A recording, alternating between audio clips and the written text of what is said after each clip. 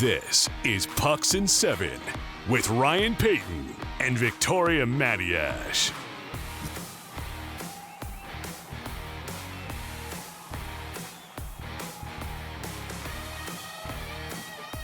Okay, have we decompressed, Vic, from the weekend? I don't know. I think every time I don't know yet. When we do this every Monday, because we're going to certainly aim to do it most Mondays, because it makes sense to do it after a weekend. I think that's a question I'll be asking you a lot, because, again, 2 games played each day and night, but still so many things coming out of these 2 4th series going on right now. Anyway, deep breath. Here we go. Another week, Monday, May 12th. Ryan Payne, Victoria Matiash, Pucks in 7. Coming up, Dennis Bernstein will join us, the senior writer at the 4th period, and also a co-host of mine on the Hot Stove on Sirius XM Channel 91. We know him very well. Great person, great guy. We'll talk about a lot of things with the NHL, the Stanley Cup playoffs, the Kings specifically, too. Off the ice, Rob Blake gone.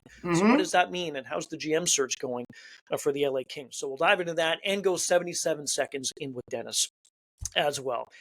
Let's get into, again, coming up in the first segment here, we're going to talk about Ottawa and Montreal. No, not the Sens and the Canadians. Not them. We are going to talk about Ottawa and Montreal, yes. Yeah, the Charge and the Victoire. What an epic game that was. Overtime after overtime after overtime after overtime. We'll dive into that. We'll talk Edmonton. It's now Stuart Skinner's crease in Edmonton. What does that mean? The Canes moving along against Washington. We'll talk Toronto and Florida. But let's begin, Vic, with the Dallas Stars and the Winnipeg Jets. Dallas winning at home. Maybe I should rephrase that. Winnipeg losing again on the road. It has been a narrative that I'm sure the Jets really, really need to shake. Well, they do need to shake, or else they're not going to play any more hockey. So they want to figure out how to do that. What I really liked about this game at the start was the fight back from the Jets. So they went down a goal and then they tied it up. Then they went down another goal and then they tied it up. And you thought, okay, 2-2, now we're cooking with gas. And now we're going to see what they're capable of on the road when they fought back twice and just shown a little bit of that scrappiness. And Hellebuck was looking fine enough. Yeah. And then what happened? Yeah. And I'm not putting the result completely on this. No, you can't. You can't. It has to be a host of different factors. Yes. But there was just very simply, for anybody who hasn't watched this, there was a goal that the Dallas Stars scored on Hellebuck to go up 3-2. It was called a goal on the ice. You could see that there was kicking motion on behalf of the goal scorer. There was. I mean, nobody's arguing that fact on Petrovic. And so the league had a look at it. After 10,000 hours, they came back and determined it was a good goal because it went off. Okay, listen. It went off Hellebuck's stick and into the net. And it was propelled. Okay, propelled was the word of the night. Propulsion is the word of the night. But what the rule book says, and this is why a lot of people are having an issue with this, is that it can't go. It's no goal if it goes out. Sorry, it's a good goal if it goes off any other player's stick except the goaltenders. Which is what happened. So this propulsion apparently made it. All right, that's a controversy. People are still reeling from it. Ryan? I think it's much to do about nothing, to be honest with you. The big thing for me was that it was called a goal on the ice. And how many times have we seen these controversial plays? Whatever is called on the ice, you need to have a ton of evidence, 150% worth of evidence to overturn that. So that was one thing going right for Dallas. You read about the rule and what it says in the rule book, and Scott Arniel came out after and he said, yeah, this is what it says in the rule book. If it goes off this it counts. If it doesn't, off the goalie, then it shouldn't count. They said that there was no distinct kicking motion. And I do believe that if you slow it down and just try to freeze frame it, and maybe the situation, well, I'm sure the situation room does this. This is what they do. Remember we had Gary Lawless on who said he went to he spends time there whenever he can, And this is one of those moments I'd love to be a fly in the wall and just kind of look and listen and see, and how many different angles and how many people are staring right at the screen and trying to figure out, we have to make this the right call, and what evidence do we see that maybe others don't. I've looked at it a ton of times, and I did it a little bit more this morning because I knew we were doing this show.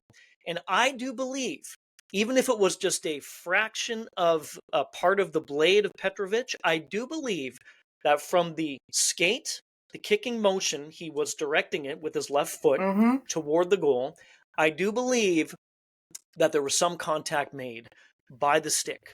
And if that's the case, then it hits the stick and then it's a good goal because That's it right. hit the stick, right? So that's the only thing that I can see. And I think that's probably why the NHL was thinking, well, if they're saying there's no distinct kicking motion, then they agreed. I think they agree with me that there was that point where it did hit something other than his skate before it went into the net. Then why didn't they say so? Then why didn't they say so, Ryan? They came out and talked about propulsion and Hellebuck's stick and how he propelled it. And then if it actually did hit Petrovic's stick, then they should have said, oh, it actually hit, it glanced off the player's stick before going in the net. Right. Anywho, it was called a good goal. The long and the short of it. Go ahead. Yeah, and the long and the short of it is this. Connor Hellebuck, he can't stop a beach ball, whether it's propelled into him or not. He can't stop anything on the road. He can't do. What did I tell you? You said, is Hellebuck going to be okay against Dallas? And I said, well, we'll see what happens when he gets to Dallas in Game 3. We'll see what happens when he gets to Dallas in Game 4. Most consecutive road playoff games, allowing at least 4 goals, he has 8. He's one off a record. You do not want to be in the record book in the National Hockey League. So I don't know what it is. There's 2 reasons why Dallas will win this series. Number 1, Mikko Rantanen, you shut him out in Game 2, not so much in Game 3. And number 2, Connor Hellebuck cannot win on the road. Yes, I know the Winnipeg Jets have home ice, and they do have Game 7 at home if need be. But I'm telling you, Vic, I don't see this. They got through St. Louis just by this much. Dallas is better than the Blues, and they have Mikko Rantanen. The guy is on another level right now. I don't see it happening for Winnipeg. I know. The long and the short of it is whether the goal should have counted or didn't counted, whatever. It doesn't. It counted, and then seconds later, they allowed Mikko Rantanen to skate through the defense and score a goal. That was the dagger. Yeah, that was the dagger, and you felt it at the time because you thought if the Jets can get back out there, but just they couldn't hold it off for even a minute. No, so and they do need to win 1 game on the road if they're going to move on. That is the math. They have to. Okay. I agree. So it's anyways, let's move on from Winnipeg and just quick tip of the cap to Rantanen. 17 points in the last 6 games. He's factored in on 15 of Dallas's last 17. It's so funny. They goals. Figured it's amazing, but they figured him out in game 3. Sorry, game 2. Game 2. Yeah. And then didn't again. It's like, why didn't you just repeat? I guess it's always a series of adjustments, right? You want to know why? Because Rantanen's too good. That's what the great players do. You can figure out a McDavid in 1 game or even for 2 periods, which is very rare, but say you do, you can't do it for a full game. You just can't do it. He's too good. Okay. Jets are tight now. Yeah, let's move on to the Leafs. Leafs-Panthers last night. Again, that game certainly ended with a bunch of controversy coming into that one. Your thoughts on it? Toronto now and Florida. It is a best of 3. Game 5 coming up on Wednesday. That series now tied at 2.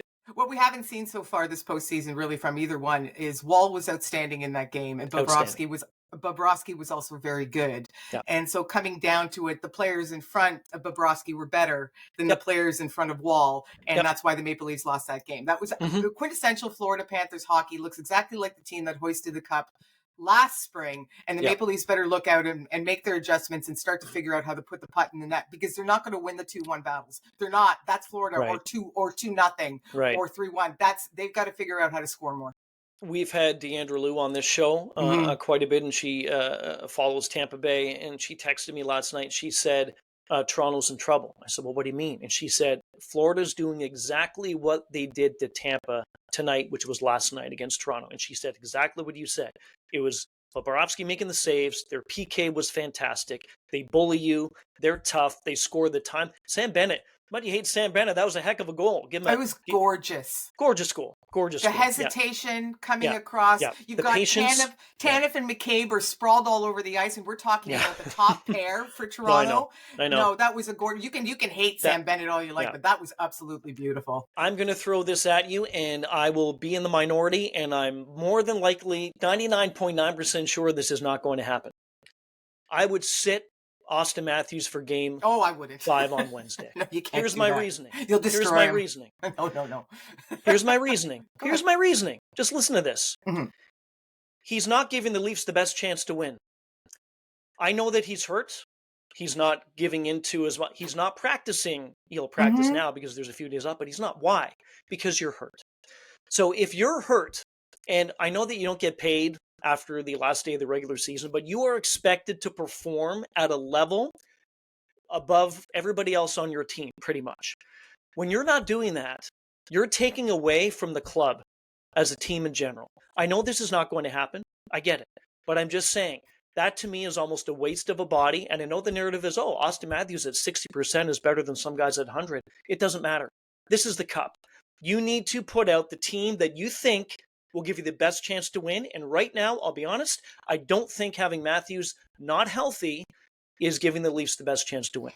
Most successful player in the entire league this postseason in the faceoff dot. Most faceoff wins. But you're not paid to win faceoffs, Vic. You're paid to score goals. You partly are. Oh my gosh, you are not paid. No, you do not have you're not going in as your agent saying, hey, how much are you going to give him because he wins faceoff? Not a chance. Okay, well, Jordan Staal has created a career and earned more money than he would have otherwise because of his success in the dot. Okay, I understand it's a goal-scoring league. I'm with you on that. But something else here. Do you not agree that the Maple Leafs are not going to go anywhere if he doesn't figure out how to put the puck in the back of the net? I 100% do, and that's what I'm saying. Then you have to throw him out there because he needs to find the back of the twine once. Only two players have more shots on net than him this postseason: Nathan MacKinnon and Connor McDavid. Yes, he's shooting, Ryan. But no, the other night he led the league, 19 missed shots. Yes. No one's missed more than Auston Matthews. So you've got to keep on firing. Roll him out there, 22 minutes and out. Keep on firing because this is one of those situations he finds it. No, he's not as accurate. I'm with you. Yeah. But he's not a liability two ways either. So you got to roll him out there. You can't crush him right now by sitting him. The captain, oh my goodness. Hey, it's a ballsy move. It's a ballsy league. Sure is. If you want to try it, then go for it. And the Leafs have proved they can win without him. They can win without their record without Matthews. I'm not saying it's not. I wasn't expecting this from you this morning. It's not. Very hot take. It's not going to happen. And I know it's in the minority, but I'm just saying. Anyway, quickly, again, a lot of hits in the series, right? Of course, the Stolars and the Bennett and the puck and all that stuff. So Domi last night ends the game with a nice little, hey, Alexander Barkov, we'll see you in Game 5. And then Tkachuk yapping at Nylander saying, I'm going to get you in Game 5. And then Oliver Ekman-Larsson as well. I'm just going to say this. You wrote those two down in the lineup. You could look at so many other hits in this series. Look at the one by Kulikov on Marner, the elbow up a tiny bit. Tavares got hit in the head as well. Tanev got... There's a whole bunch of hits that have gone... I'm not going to say not noticed, but unpenalized. But the ones last night. Anything come of this Domi thing? Because I don't think anything will. Unless fireworks happen in Game 5. I don't think anything will. He might get fined. I don't think anything substantive will. I think it should. I think Max Domi should get a game for it. I'm tired of this boarding nonsense. It's scary and dangerous. Right. I don't think Oliver Ekman-Larsson should get anything. That was a pure shoulder to shoulder. Yeah, agreed. It was interference, Ryan, and he got 2 minutes for interference, and now we're wiping our hands of it and moving on. Yeah. It was a clean hit. You just didn't have the puck. But I think Domi should be suspended a game, and I don't think he will be. Okay, so then why wasn't Scott Laughton suspended? But I'm not doing the whataboutism stuff. I know, but I'm just saying this should have happened. I agree with you on all of that, but I'm saying today, Monday morning, Domi should be suspended a game for that, and he won't be. Yeah, no, I know. Anyway, Game 5, it's going to be nuts. The first 5-10 minutes of that game. That's Wednesday. Okay, before we get to Edmonton and the Vegas Golden Knights, Carolina and Washington. Can you hear it? Oh, yeah, the Canes. They're just quietly going about their business. How many times have you and I talked about this? They just quietly do what Sebastian Aho hoist the cup in June and go, how did we get here? Oh, my gosh. Just don't talk about it. Of course, that's not true. Give them credit. Yeah. Give them all the credit in the world. They figured out how to solve the Capitals. They figured out how to solve that big body presence. They found a solution for Tom Wilson to a degree. They really, really quieted Ovi big time. Yeah, big time. Yep. Playing great defensive hockey. They're getting great goaltending. If Freddie can stay healthy, look at it. You just checked off like all the boxes for success. 2-1 in Game 1, 3-1 in Game 2, and then they shut out the Capitals in Game number 3. I'm with you with Ovi. They're on him all the time, right? And he hasn't had a lot of struggles over the course of the postseason. Didn't struggle too much against Montreal in that opening one. Canes are playing well. They're getting goaltending. They're not going to wow you all the time with how exciting of a hockey team that they are, but they're very, very, very, very well coached. Game number 4 coming up tonight. That's at 7 Eastern time. Stuart Skinner. This did not make me happy because I'm on the Pickard train, but I have to get off it for the time being, Vic and Edmonton. Calvin Pickard's hurt. Can't go game 4. Stuart Skinner gets another shot. Yeah. Ryan Paton is skeptical. Devastated. Edmonton's done. Skeptical. Edmonton's done. They're done. They're done. I'm calling it right now. They're done. I have a little bit more faith. Nope, done. What about the loss of Mark Stone? Do we know if he's coming back yet or not? Because they're staying very quiet on that. Yeah. That's going to be a big difference maker for Vegas. Yeah, and Vegas has said they've been battling, right? They've been battling a bunch of different injuries. That game, I saw one tweet at the end of that game, and some guy just ripped Stuart Skinner for giving up that goal to Riley Smith. I thought that was one of the stupidest takes I've ever seen. And his reasoning was, that wasn't his fault at all. Are you kidding? He did everything right. You come out to challenge a player, you want to force them to the outside to not have as much twine to shoot at? That's what you do as a goalie. And also, it went off Leon Draisaitl's foot. Exactly. It would have went right through the blue paint. All his take was that he shouldn't come out and oh my gosh, enough. So this is huge. And for Vegas, again, because if that game went to overtime, I think most people would have agreed that probably Edmonton was going to find a way to win. That's just what they do in overtime. Well, maybe not according to you, but we'll see. Anyway, it's Stuart Skinner. It's your time now, buddy. So Calvin Pickard was hurt in game 2, I think, right? He was hurt in game 2. That's right. He was hurt in game 2. Okay. Last one. You want to, how long was that game? 5+ hours? Ottawa and Montreal? 6 hours? I dipped into it back and forth. So it's a playoff game it's PWHL, between the Ottawa Charge and the Montreal Victoire, which is quickly becoming one of my favorite hocky sweaters in all the land. Yeah, it's nice. Yeah, it's beautiful. Yeah. And the colors better than the Panthers jersey with palm tree. We're not even talking about Florida. I mean, it just has to come out. One of the most beautiful. Anyways, what a heck of a game! It went to a 4th overtime. We're talking full minutes here, folks. So the shots got up into the 60s, player minutes got up into the 50s, and even into the hour mark. They were just a bunch of horses out there. You could tell they were so gassed by the end of it, but they're still giving it their all. And they're still moving 3 times as fast as you and I. But just from playing that much, congratulations to Montreal. They actually pulled it out in the end. It was a heck of a hockey game, and they have now secured their first ever playoff victory, and they did it at home. It was quite something. The goal coming at 15:33 of the 4th overtime period. Catherine Dubois, she said she blacked out. She doesn't remember what happened. So tired. I would have as well. Put the puck in. Oh, I'm hoping that I'm raising my arms because I did something right. I don't know. Longest game ever in the history. And there was a visual tweeted out by the Ringside reporter, and I can't remember her name, Ryan, so it's on the tip of your tongue. And she showed the photo of a whole whack of mustard packs taped up to the glass. Because apparently with the electrolytes and the potassium and the sodium in the mustard, it helps you not cramp.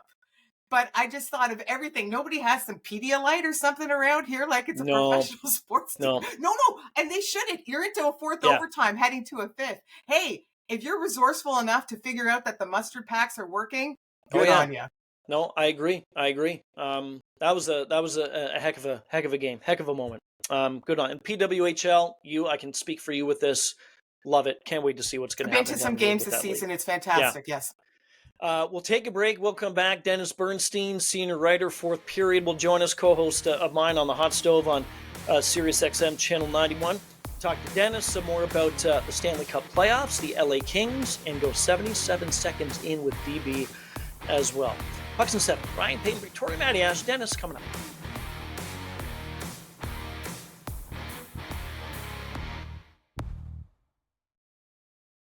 Welcome back to Pucks and 7 with Ryan Paton and Victoria Matiash.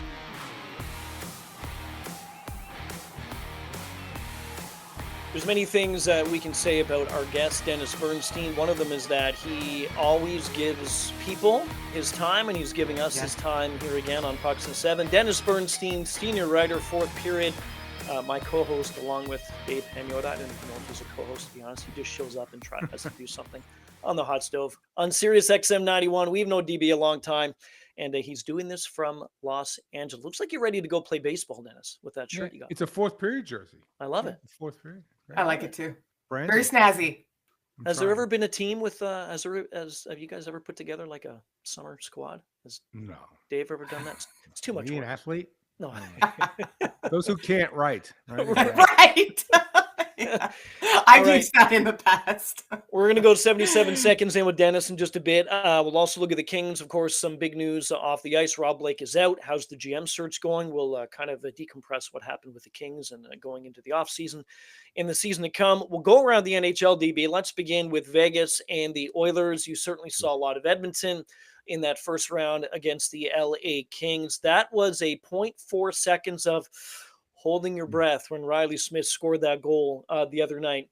So many storylines coming in that one. The fact is, though, Vegas got the win, DB. They needed that. They're down 2-1 now. Yeah, that wasn't game 7, but it was game 6.5 for them. Right? Yeah, pretty much. It was must win. Yeah, they're not coming back, and they had to replicate it. And it comes down to one guy, Stuart Skinner. I know they want to, say, "Oh, Leon batted in the net, and the other guys overplayed." He's got to make more saves. If he doesn't, they're gonna get what they did to the Kings by the Vegas Golden Knights. So this is a critical game because you don't want to go back, Pates and Vic. 2-2. You don't want to do that after you won 2 games in that den. I don't think they're going to win another game in that building. So it's a critical game here and all the great things that they've done. They won 6 in a row, coming from behind. Yeah. 1 loss. Now people are starting to have the narrative again. Oh, Skinner's not the guy. Are they at that depth? It's an older team. Are they not that fast? But as important as the game is for Edmonton, it's really important for Vegas. Because if they go out in the second round, that's not what the plan was. It's never the plan in Vegas. So it's going to be a very, very critical game tonight for both sides. I said let's go ahead, Brian. I was going to say, we talked about this, Dennis, on the weekend about Calvin Picker, right? I've been on the Picker train for months and months and months. So when Skinner comes in, again, yes, I agree with you. He's got to make more saves. And this is probably, I would say, the game to come is one of the biggest ones of his career, just with what's at stake. And now all the mentality and everyone is looking at him. It's his goal for as long as Pickard's out, I guess. Agreed. On that, following that train of thought, what does Vegas now need to do? They're still down in the series. I mean, we're almost talking about feels tied and it's not. What does Vegas need to do now to make sure that they tie this up and maybe seize a little bit of advantage? Well, Vic, again, I know Connor Leon had that great goal to win, game 2, but they haven't wrecked the series again. They haven't really been that effective, right? So that's it. So I think more that they need to get Jack Eichel going offensively. Yeah. I've been throwing flowers to this guy all season saying, if in another season he'd be MVP. Well, he hasn't played MVP level. The one highlight he had this round was getting, when Connor blew by. Oh, don't say that. So he hasn't been good. Him and Stone haven't been good. I know Stone got banged up. So I think that you want more from your top line guys. But I think they're playing the game correctly. They're playing Vegas Golden Knights hockey. The physicality's there. So more of the same, but keep on defending Connolly like you have, and hopefully we can get something from the top line offensively to take it back to Vegas at 2 each. So if Edmonton moves on, regardless of who moves on, they're going to take on either Winnipeg or Dallas. Again, coming out of Game 3 in Dallas, the discussion, a couple of things. We'll get to that kicking goal propulsion thing in a second with you. But the bigger one to me, but before that one is Connor Hellebuyck again. He can't win on the road, Dennis. He was terrible against St. Louis. Now he loses again on the road. I don't get it. If Winnipeg has any chance of getting through Dallas, you have to win this next game specifically, not just because you'd be down 3-1, but because it's on the road. And to be honest, I think Hellebuyck needs to put up an incredible performance, maybe shut them out to quiet everybody, including myself. I don't think that would quiet anybody. I think if he got to, let's say, the farthest he's gone was the Final Four in 2018. So if he got to a cup final and the conversation would stop until that point in time, and say, okay, it's when he plays good, it's going to know it's going to be. Oh, it's one game, right? And he's so deep. I haven't seen. He's so deep. I haven't seen a ton of him all season, but he doesn't play like that. He's a more aggressive goaltender. He's been so far back, and I know you want to lay someone on the defense, and you can.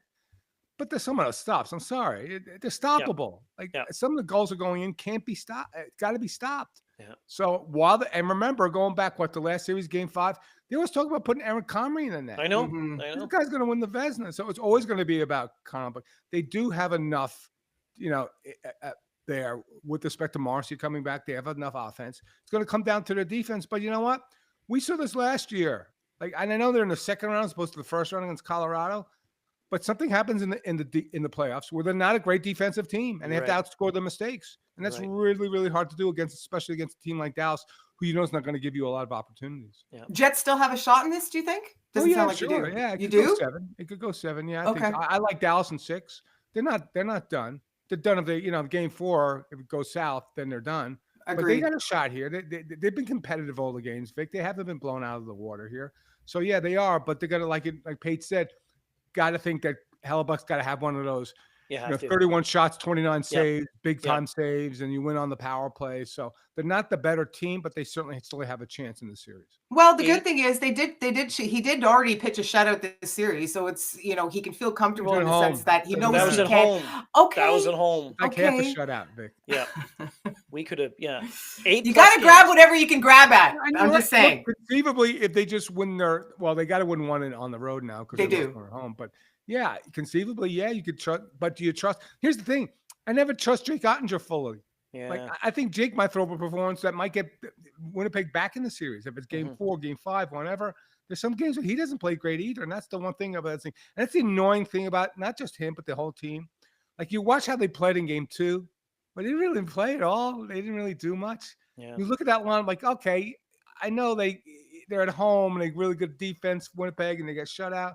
But some games Dallas doesn't show up, and I scratch my head. I'm like, this team's going to win 16 games. They very well might be. They're one of the favorites. But there's some nights where they don't play well at all. And it was like it wasn't game 2. So if you're a Jets fan, hopefully they repeat that in game 4. The Petrovic goal, the puck being propelled into the net. We don't have to again go through the officiating. I know there's been a whole bunch of talk in the postseason about this. The calls missed, the whatever. Just kind of your take on that. That to me, that wasn't direct, distinct kicking motion. That didn't go directly in the net. He was to the side of the net. He guided the puck with his skate. It hit Hellebuck's stick. He played the puck. I don't know what the argument's about. He didn't kick the puck in the net. He didn't.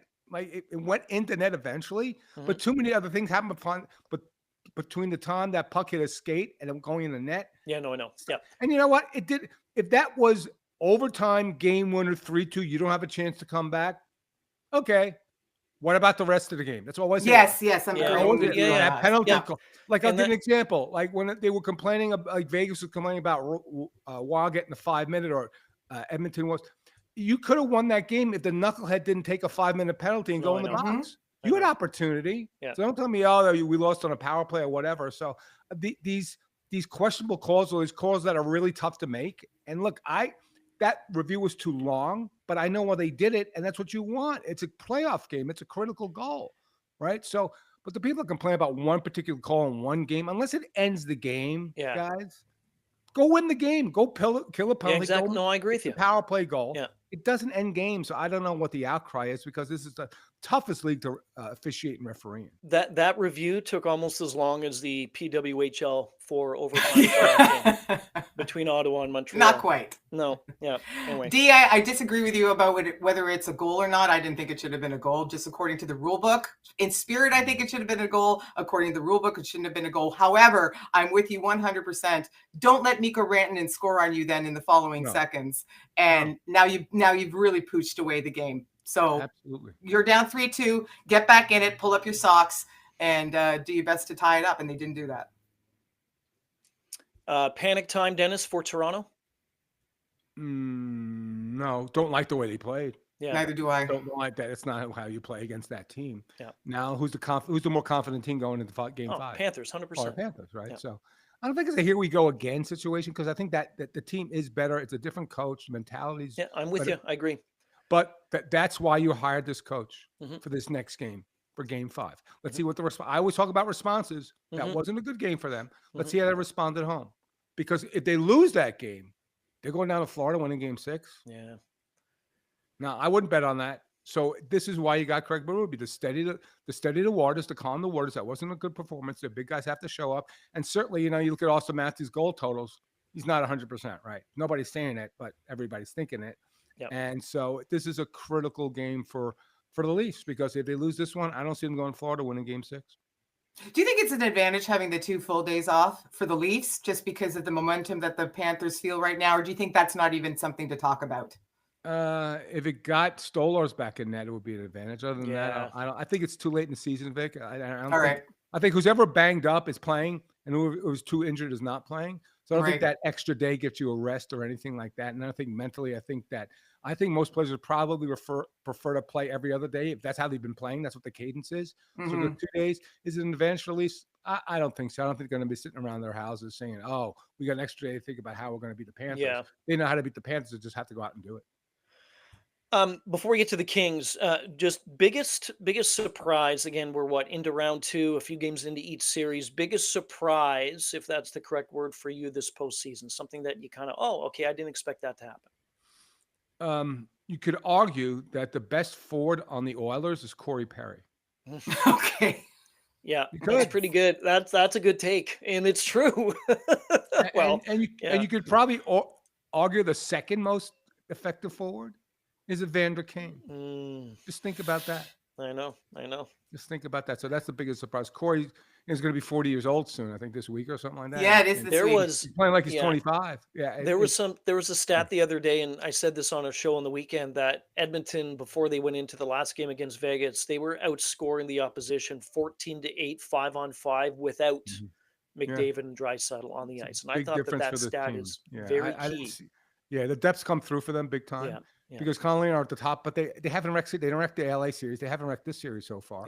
And it's been a tribute to the other guys, even like a Connor Brown, even Trent Frederick. So their depth has really come through. What did I think it would? And a guy like John Klingberg, was he retired? He didn't come out retiring. He's playing better than a lot of people anticipated as well, especially defensively. To me, the fact that what Corey Perry's doing right now, and I know he's playing with Connor Leon a lot, but to me, the guy at that advanced age is that's the biggest surprise for me. Tangential question on the Corey Perry topic. Does he go into the Hall of Fame? Yeah, I think so. I would think so. I do too. Yeah, he's among the elite of his generation. So he's played, and his longevity. He's won an MVP. He has won a Stanley Cup, even though people want to refer to 9 times in a row he's gone to the Cup final, whatever it is, and not one. Yeah, I think he's a Hall of Famer for sure. He may find his way to worm himself into the Hall. Kings GM search, Dennis, Rob Blake out. Update on that, kind of where do you think it's going to be going? Are we going to get somebody in place sooner than later? What do you think? I think this week you got to move on it, right? Because you got the draft coming up. You have free agency. You have a couple of free agents, big time free agents like Gavrikov is a free agent. You got to figure out what to do with him. Certainly, he was a core player, and you saw in the playoffs and late in the season, Kuzmenko's also a free agent. You saw him. So I got to think it's this week. Now, there's been talk about Marc Bergevin here, but Mark's been here, and I think if there was a seamless transition to go from Rob Blake to Bergevin, who was his senior advisor, you would have done it already. So they are interviewing some talk about Kenny Holland. They said they want to go with a first. They're not averse to going with a first-time GM like they did with Rob Blake, because Rob Blake was not a GM before. I still think it's probably Bergevin, but the fact that they're still interviewing people means they're not sold on any particular person. They said they want to cast a wide net, but I think you got to get this done this week. So I would expect they would make a decision, because it's not like there's 20 candidates here. There's probably 5 or 6 internally. Maybe Mark Unity Hood's up there, amateur scouting. It's a critical time for the Kings, though, right? They got to figure out a way to get success in the playoffs. They probably got to go get another big-time player like a Marner if he goes to free agency, or Brock Besser, and that GM's going to kind of guide the direction of this team, because they appear to be close, but they're certainly not close enough. You've alluded to a few items to check off the list here. What do you think the Kings' biggest priority is this offseason once there's new management in place? Sign Gavrikov, because he's a top 4 defenseman for that team, and then go out and get another big-time player. Core 4. They have. You think about the core 4 they had: Brown, Kopitar, Quick, and Doughty. Now the new core 4 is coming with Byfield, who's the number 1 center now. Adrian Kempe, who scored 35, and Kevin Fiala's now stepped up and 35 goal scorer. You need that 4th prong of attack here, and I think one of those forwards, a big-time scorer, would certainly help this team. And it's LA, so if you get a star play, you're going to sell a lot of jerseys. Big off season for LA. No doubting that. When it comes to Drew. I know you go in the. I know, quiet. You go in the postseason. We're almost done. Don't worry. Postseason, you lose to Edmonton. What did you like? I know the home record, Dennis, was incredible by the LA Kings this season. What were some things that stood out for you more this year than as opposed to the season before with the LA Kings, positive wise? What did you like? Well, the emergence of Quentin Byfield was certainly like he was the high scorer down, I think, the last 30, 35 games. He become a number 1 center, and Kopitar's last season is coming up, and he shouldn't be the 1C when he's 38 years old. Quentin Byfield's taking that over. I really like the way Kevin Fiala played down the stretch, and Jim Hiller, my buddy, in press conferences said said that it was a challenge to get Kevin to play the right way without taking dumb penalties, make this bad decision, making hero plays, taking stick fouls in the neutral zone, and what plays away from the puck. He really became into a very dangerous player every night, a player that is only dangerous to the opposition, not his own team. And I think the resurgence of Darcy Kemper and the fact that he got a Vezina nomination. Agreed. Without him, and I know, Rob Blake forever, his legacy would be tied to the Dubois trade that failed, but to recover and get a goaltender under $6 million a year that gave you a Vezina level performance is a nice recovery going forward. So they have parts. They have almost a core. They set the franchise record for 105 points. They tied the record this season. So it's a really good team. It's a team that can't win in the playoffs. So the next GM has to find a combination of players and maybe coaches that can win in the playoffs. Tall order, I guess, a little bit, but it seems like you mentioned, Dennis, there's so many good pieces in play right now, and there's a lot of young talent coming up. It's just building around. And I still think the future, there's a good reason for LA Kings fans to feel fairly optimistic this offseason. All right. We'll move on to 77 seconds. Yeah. Let's do it. Okay. Here we go, Dennis. Ready? 3, 2. You know the drill. He knows the drill. Even if he didn't, I wouldn't tell him anyway. He's a pro. Okay. I'm ready. Utah Mammoth, yay or nay? On the name. Yeah, I like it too. Yeah. Which team comes out of the East to land themselves in the Stanley Cup final? Florida Panthers. Who wins the heart? Leon Draisaitl. That is the correct response. Your favorite live event that you attended this season? Favorite live event that I attended this season? Yeah, Stadium Series in Columbus. It was fantastic. The city was great. The game was fun. Had to always have a great time at Stadium Series. Gary Lawless, we had him on recently, and he said that his most favorite moment, non-Vegas moment this season was in an Uber with you. Yes. Was that one of your most favorite moments, Dennis? Oh, yeah. I was belted in and Gary was not. He went flying and his glasses went flying and I was safe and sound. So, yeah. He said that he knew that you now have his back for the rest of his life because you came through. Yes. You came through in the tough. How far did the Yankees go this year? They'll lose the World Series to the Dodgers again. Wow, that's very specific. I want peace and quiet in my house. So. Right. Yeah. I couldn't celebrate a series victory in my house. Favorite hot stove moment of 24-25 so far? When you were talking to D'Angelo and I forgot to hit the cough button, I was coughing on the air. That is, I introduced Deandra and you were hacking. Oh my I gosh. switched microphones and then muted the one outlet that the old mic was on. And so coughing was certainly great. And then she came on with us after that. So that was good for her. She was taking it back. She thought that I was very ill or I was about to die in the air, which would have been fun. So. I'm amazed at how quickly you answered that. All right, here's the final one. This is my bonus Victoria question. When the three of you, the hot stove gentlemen, are live on location somewhere, yourself, Dave Pagnotta, of course, Ryan Payton, who is consistently the best dressed? Is that a question? Yeah, why not? Is that a statement? It should be. You should just say Dennis is the best dressed. It should have been a statement. Okay, but I didn't figure there was going to be much debate over that. I'm well known for my jackets. There's no debate. Yeah. Here, I'll put it this way: we all have our certain style. I feel like I'm coming in third. Not that I'm comparing, but Dennis and Dave. I mean, they're different, but yeah, Dennis is. My clothes fit. Poor Pagnotta. You fit. Pagnotta's collar's getting a little tight there. A little, you think? Yeah. I'm going to throw one quick one at the end. Okay. Do you only smoke cigars on Sundays? Oh, right. No. Okay. I smoke when my wife wants to smoke. Okay. Let's do this. So yeah, it does not. It's not only Sundays. No, it's been during the week. Whatever. If it's a nice night, like last night, it was gorgeous here. It was 75 Fahrenheit.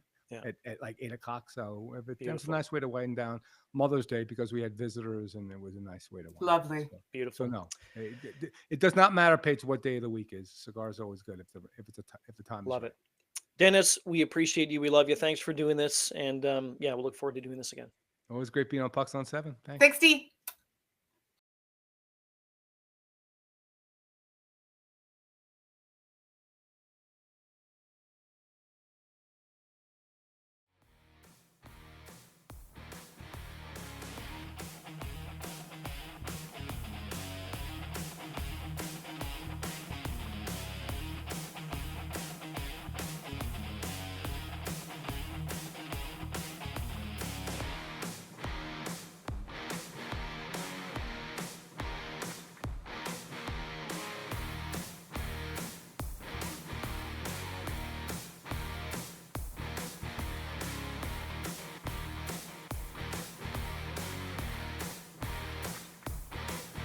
This has been Pucks in 7, available on the SiriusXM app and wherever you get your podcasts.